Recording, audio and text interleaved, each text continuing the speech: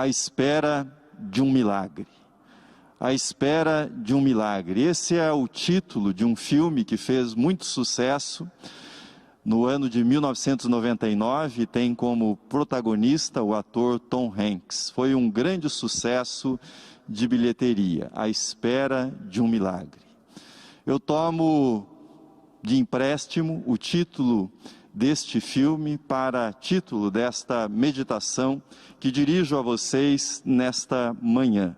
À espera de um milagre estava a mãe do texto que nós acabamos de ler.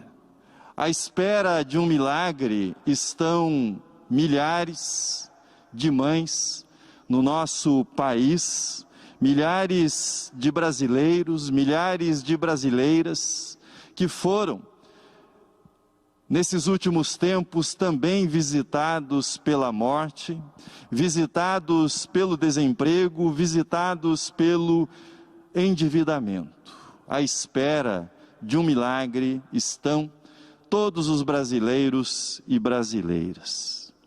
Leitores atentos desse texto bíblico, talvez indaguem nesse momento, talvez a indagação seja a seguinte quanto ao título, mas não aparece no texto bíblico a expressão milagre. Não está dito no texto bíblico que a mulher, quando procurou o profeta Eliseu, estivesse buscando um milagre, ou tenha pedido ao profeta Eliseu um milagre. Sendo fiéis ao texto, nós temos de concordar que nós não encontramos no texto a expressão milagre. A mãe, a viúva, mencionada naquele texto, ela esperava por uma solução para a despensa vazia, uma solução para a dívida que ela possuía, uma solução para o drama que se instalara na sua casa desde que ela perdera o seu marido, desde que ela havia ficado viúva e com 2 filhos ainda para criar e sem nenhuma renda. O texto, de fato, não fala numa mãe à espera de um milagre. O texto nos fala de uma mulher, de uma mãe, de uma viúva, lutando para sobreviver, lutando para ter alguma coisa para colocar na mesa, algum alimento para servir para os seus filhos. É sobre isso que o texto nos fala. Uma mulher lutando por uma solução para sobreviver. Acontece que muitas vezes a vida se torna tão difícil.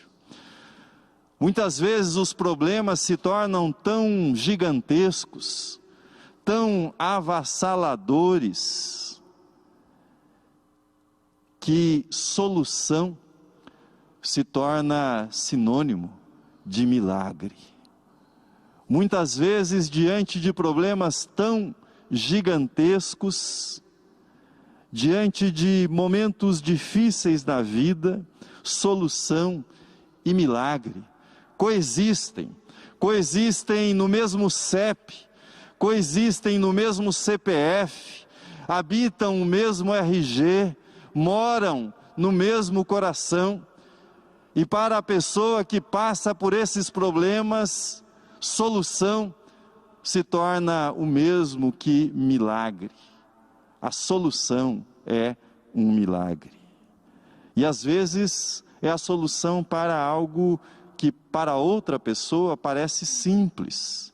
Não parece um problema tão grande, mas para a pessoa que está vivendo aquela crise, aquele momento, é um milagre o que ela precisa. É muito provável que a solução, que você que me ouve nesta manhã, que a solução para você talvez não seja pão na mesa, mas esta é a solução. Este é o milagre que esperam muitas famílias no nosso país, muitas mães que muitas vezes pulam a própria refeição para que os filhos possam se alimentar do pouco que ainda há dentro de casa. É o milagre que esperam mães que têm a despensa vazia, assim como essa mulher no texto que nós acabamos de ler. Se você tem o pão de cada dia sobre a mesa da sua casa, seja agradecido a Deus, seja solidário com o seu próximo por ter o que comer todos os dias. Mas isso não significa que você, não significa que a sua família, não significa que você não espere por um milagre na sua vida. Quem sabe a solução para a vida de um filho, para a vida de uma filha, quem sabe a restauração da alegria perdida, quem sabe o seu milagre, a sua solução seja a cura de uma enfermidade ou a elaboração do luto por alguém que foi levado, alguém querido que foi tirado de você nessa pandemia que nós vivemos e deixou um lugar vazio à mesa e um lugar vazio, sobretudo, no seu coração. Às vezes pensamos que um milagre é preciso somente quando alguma coisa complicadíssima, dificílima, precisa ser resolvida na nossa vida, mas tantas vezes o milagre é a restauração de algo simples que nós perdemos na nossa vida, de algo simples que se foi da nossa vida. Por exemplo, nesse momento que nós estamos vivendo, poder voltar a abraçar as pessoas queridas, poder voltar a beijá-las naturalmente como nós fazíamos antes.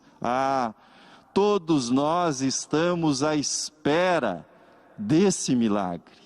Todos nós queremos esse milagre. E é um milagre tão simples. Ensina-nos a orar e a esperar por milagres, Senhor. Ensina-nos a orar e a esperar por milagres, Senhor. Esse é o meu pedido. Essa é a minha oração nesse Dia das Mães. Ensina-nos a orar e a esperar por milagres, Senhor. Ensina-nos a orar por uma saída onde parece não haver mais saída. Ensina-nos a orar por esperança em meio a tanta desesperança. Ensina-nos a orar por novos sonhos em meio a tantos pesadelos que nós vivemos. Ensina-nos a orar e a esperar pelo milagre, o milagre das coisas simples na nossa vida. Por exemplo, um prato de comida para todas as pessoas, todos os dias, um abraço, um beijo. Ensina-nos a orar e a esperar por milagres. Eis o nosso pedido nesse dia, nessa manhã de domingo, Dia das Mães. Mas quem são? Quem são as pessoas que esperam e pedem por um milagre? Como eu posso aprender a orar e esperar por milagres na minha vida e na vida daquelas pessoas que eu amo? Nós examinaremos o texto, e ao examinar o texto e ao responder essas questões a partir da mãe, que é protagonista nesse texto, ao responder essas questões a partir da vida dessa mulher e mãe que lutava pela sobrevivência dela com os seus filhos, fica aqui registrada nesta manhã, nesta mensagem, a homenagem a todas as mães. A homenagem a todas as mães que esperam, que lutam por milagres na vida de seus filhos.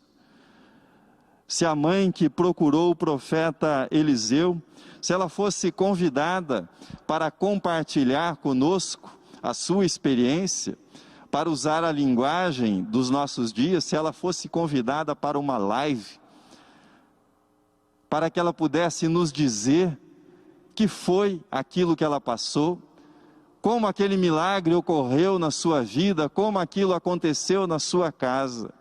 Tenho certeza que alguns assuntos estariam na pauta, alguns assuntos apareceriam com toda certeza para responder a essa questão: como eu posso orar por um milagre na minha vida, na vida da minha família? Você quer aprender a orar por um milagre? Observe as atitudes que estavam presentes na vida daquela mãe, daquela mulher. Em primeiro lugar, pessoas que oram e buscam um milagre são pessoas que amam a vida. Amam a vida, amam estar vivas e amam conviver com outras pessoas. As nossas batalhas em oração são batalhas, são lutas em favor da vida e por amor da vida. Quem espera por um milagre, espera por esse milagre amando a vida e amando aqueles que estão vivos. Porque aquela mãe procurou o profeta Eliseu em busca de uma solução para o problema que ela atravessava, porque ela amava a vida. Sobretudo, ela amava a vida dos seus 2 filhos. Queria os seus filhos vivos, os seus filhos alimentados. Não queria que os seus filhos fossem entregues como escravos para pagar as dívidas que ela possuía. O cuidado de uma mãe, o cuidado de uma mãe pelos filhos é sempre a forma mais elevada de expressão do amor à vida, de verdadeira reverência diante da sacralidade da vida.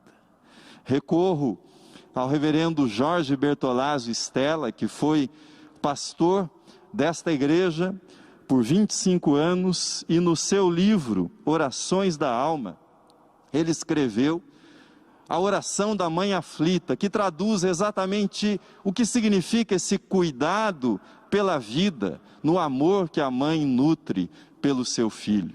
Assim escreve o reverendo Jorge Bertolazzo Stella, abro aspas, ele diz: o filho é um feixe de fibras que nascem do íntimo da mãe e se prendem a ela como as raízes abundantes da árvore sacudida pelo vento que não tomba. Quando durmo, sinto a ressonância dos seus respiros. Acordada, vejo-lhe os segredos da alma. Embora longe, ausculto-lhe as pulsações do coração, porque ele é feito da minha alma. Mãe, vivo por ele e para ele.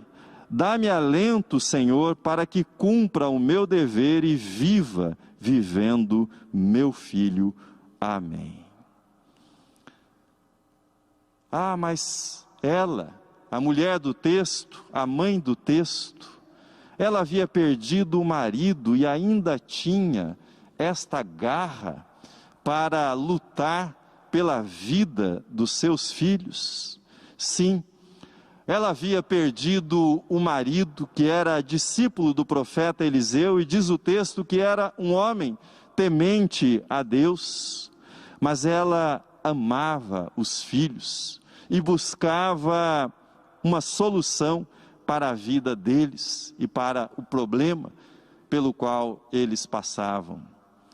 Pessoas que amam a Deus também sofrem perdas. Há um livro famoso de um rabino norte-americano, Harold Kushner. Esse livro tem o seguinte título: Quando coisas ruins acontecem a pessoas boas. Nessa pandemia, muitas coisas ruins aconteceram a pessoas boas e estão acontecendo a pessoas boas, pessoas tementes a Deus. Que fazer? Que fazer num momento como esse? Desesperar-se da vida? Não. Amar ainda mais a vida, amar ainda mais as pessoas que estão à nossa volta, valorizar ainda mais a vida que nós temos e as pessoas que nós temos conosco. aprender a orar diante da morte de alguém precioso na nossa vida significa pedir a Deus que Ele não nos leve o amor que nós temos pela própria vida, que esse amor continue existindo em nós. Orar para que Deus não permita que você se perca ao perder alguém querido na sua vida. Orar diante da perda de pessoas queridas para que nós possamos descobrir a presença de Deus, a amizade de Deus, o abraço de Deus em meio à dor, em meio à tristeza, em meio às lágrimas.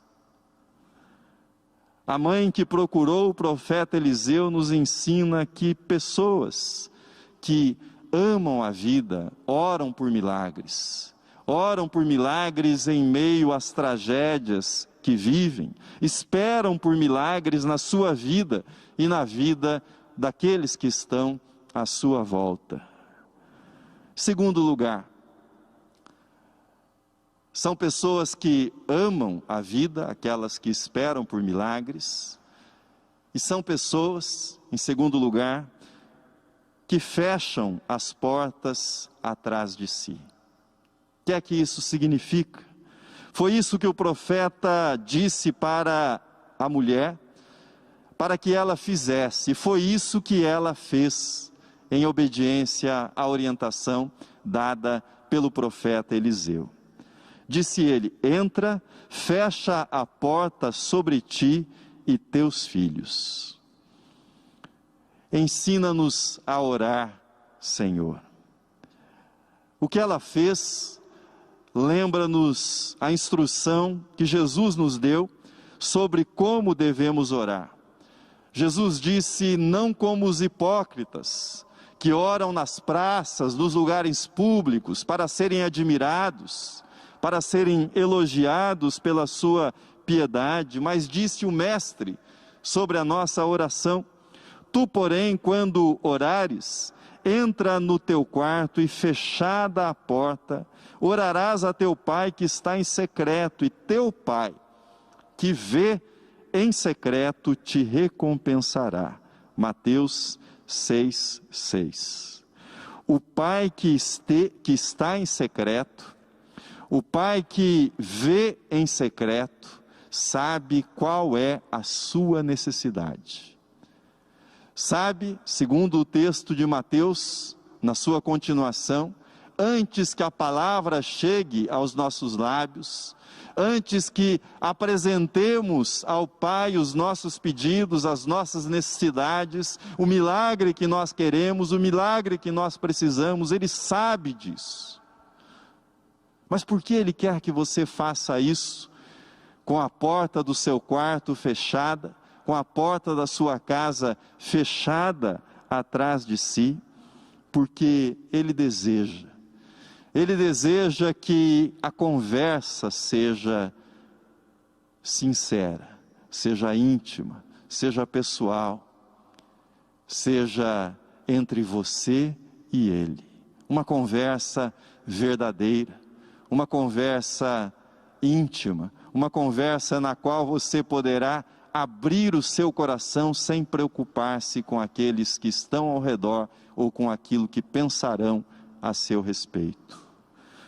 No mundo cheio de marketing, como esse que nós vivemos, num mundo em que a ideia do marketing, da propaganda, invadiu do mundo político ao mundo religioso, dominou da vida pessoal à vida profissional, onde a vida se transformou um grande Big Brother, fechar as portas atrás de si e manter esse diálogo íntimo com o Pai, que vê em secreto, parece não fazer sentido mais. Fechar a porta atrás de si, como fez aquela mulher, entrar no quarto, fechar a porta e orar ao Pai que está em secreto e vê em secreto, é um ato de obediência, é um ato de fé em primeiro lugar.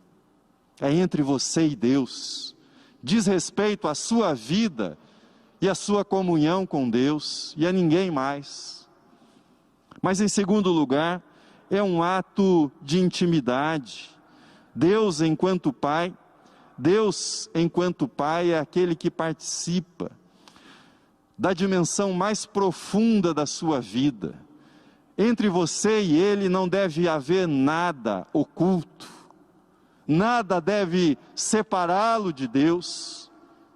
Você deve dizer para Ele todas as coisas que importam na sua vida, tudo aquilo que toca profundamente a sua vida, você é convidado a levar isso diante do Pai, a abrir-se completamente diante dele. Nada está oculto aos olhos do Pai. A oração na praça pública pode ser uma encenação, pode ser apenas um faz de conta, mas quando as portas se fecham atrás de você, é para valer. É Deus e você. É algo semelhante a Jacó no Val de Jaboque. É luta com Deus, é luta na presença de Deus. Em terceiro e último lugar, em nossa live com essa viúva, com essa mãe, certamente estaria na pauta a cooperação com o milagre. Ela buscava uma solução para a sua vida, porque ela amava a vida, porque amava os seus filhos. Ela foi capaz de fechar a porta atrás de si, e ela foi chamada para cooperar com o milagre que Deus faria na vida dos seus filhos, na vida da sua família. Cooperando com o milagre. Esse é o terceiro ponto que eu quero destacar para você. Faz alguns anos que analisei o texto de Lázaro, da ressurreição de Lázaro, sob a perspectiva da cooperação com o milagre. Só Jesus tinha o poder para ressuscitar Lázaro. Só Jesus poderia chamá-lo de volta à vida. Mas Jesus pediu que as pessoas que estavam ali se solidarizando com as irmãs Marta e Maria mostrassem para ele onde é que Lázaro havia sido sepultado. E elas fizeram isso, cooperaram com o milagre que estava para acontecer. Depois de ter chamado Lázaro à vida, Jesus disse para aqueles que estavam ao redor de Lázaro, para que o desatassem, para que ele pudesse ficar livre daquelas ataduras. E eles assim cooperaram com o milagre que Jesus realizou naquele dia. A Bíblia está repleta de lições, repleta de ensinamentos sobre como nós podemos cooperar com o milagre que Deus fará na nossa vida. Por exemplo, são as talhas vazias que precisavam ser enchidas com água pelos serventes que estavam no casamento, nas bodas de Caná, para que Jesus pudesse transformar a água em vinho em seguida. São os 5 pães e 2 peixes entregues pelo rapaz nas mãos de Jesus, para que Jesus pudesse, com aqueles pães e peixes, alimentar aquela multidão. São as vasilhas vazias, emprestadas pelos vizinhos daquela mãe e viúva, para que pudessem ser preenchidas com o azeite que ainda restava na casa dela. É interessante observar 2 faces da cooperação com o milagre. No caso da mãe, que nós estamos analisando, a cooperação aparece na sua iniciativa em procurar o profeta Eliseu, em busca de uma solução e em busca de orientação. Aparece na sua obediência em pedir emprestadas as vasilhas vazias, e aparece na cooperação em mobilizar os seus filhos para que ali dentro do lar os filhos pudessem ajudá-la e ela pudesse contemplar o milagre que Deus iria operar. Deus poderia multiplicar o azeite, Deus poderia fazer aparecer outras botijas cheias de azeite na casa dela, mas Ele escolheu realizar o milagre com a cooperação da mãe e com a cooperação dos filhos a partir daquilo que ela já possuía em casa. Essa é a primeira face do milagre, mas há uma segunda face. A segunda face da cooperação com o milagre são os vizinhos, que emprestam as vasilhas para aquela mãe. O que para eles era somente um ato de gentileza, cortesia, boa vizinhança, o que para eles era algo simples, tornou-se parte do milagre que Deus estava fazendo naquela casa, naquela família. É um privilégio ter oportunidade, que tenhamos oportunidade concedida por Deus, de por meio de gestos que muitas vezes para você, para mim, para nós, são gestos simples, que não custam muito, mas para outras pessoas, esses gestos representarão soluções, milagres na vida destas pessoas, como foi na vida daquela mãe. Termino.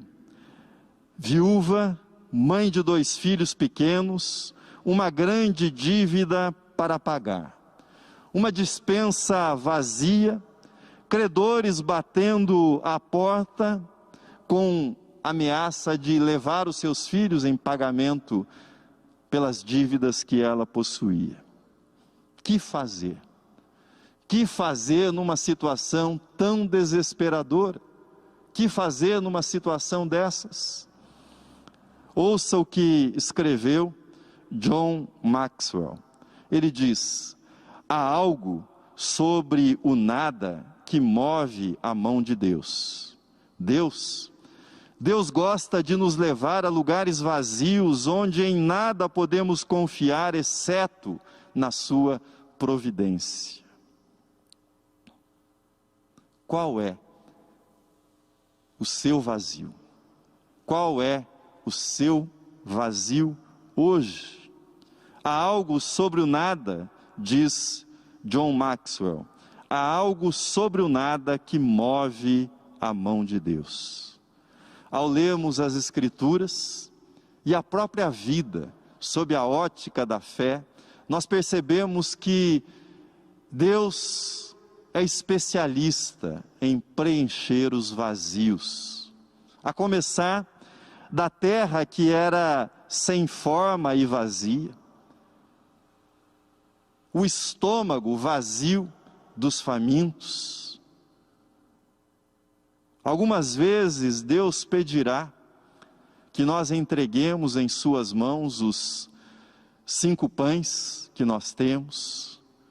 Algumas vezes Deus pedirá que nós compartilhemos as vasilhas. Deus sempre dará oportunidade para que colaboremos com Ele na realização de milagres. Deus sempre oferecerá oportunidade para que sejamos parceiros, cooperadores dele de milagres em nossa vida e na vida daqueles que estão ao nosso redor e precisam de um milagre. Portanto, não tenha medo de apresentar diante de Deus os vazios da sua vida. Seja uma despensa vazia, seja um coração vazio de esperança, seja um lugar vazio à mesa, nesse Dia das Mães. Deus está com você. Deus estará com você e você experimentará a presença dEle. Você experimentará a providência dEle, o cuidado dEle, como aquela mãe experimentou naquele dia. Deus o abençoe, Deus o guarde. Amém.